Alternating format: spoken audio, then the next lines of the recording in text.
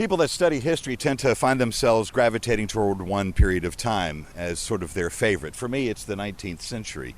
More specifically, the mid-19th century, colloquially known as the Old West. And when you think about the Old West, there are certain images that come to mind, largely shaped by Hollywood and television.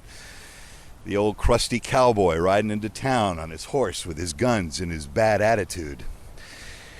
And of course, in those days, there were areas that hadn't been settled, and there was no real law. Therefore, some of these people chose a life outside the law, known as outlaws.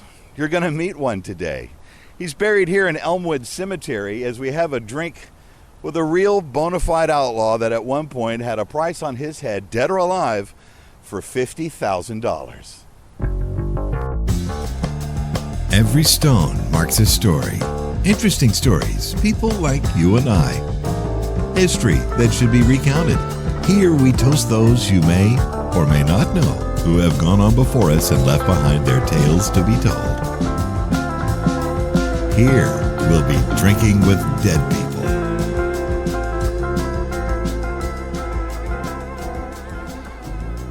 A true Old West outlaw lies right here.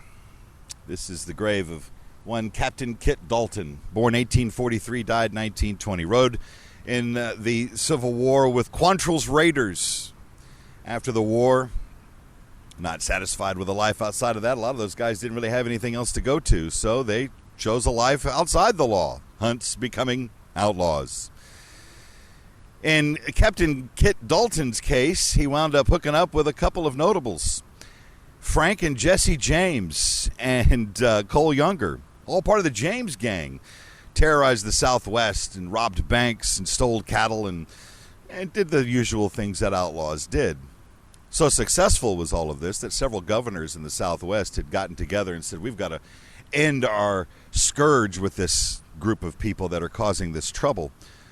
So they put a bounty on their head. They put a reward money. In this case, $50,000 for Captain Kit Dalton, dead or alive.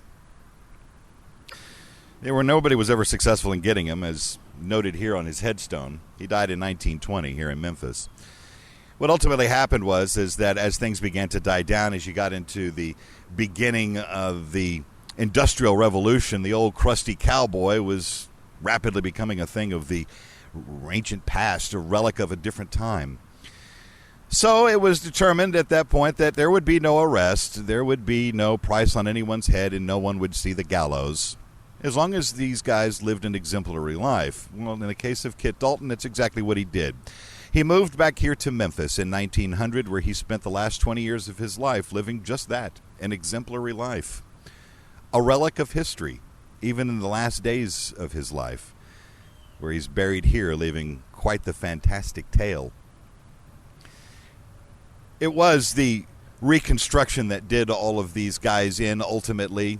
There was no need for living on the fringes of the law, per se, even though crime is certainly a thing. But back then, it was easier to get away with because there was no laws. And what they had for laws was certainly vastly different than what we have today. Makes for an interesting tale to tell, don't you think?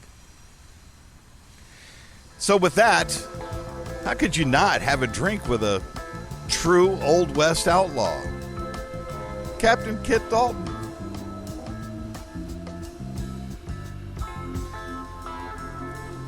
I don't know how proud he was of his life, but like I said, it makes for a fascinating tale.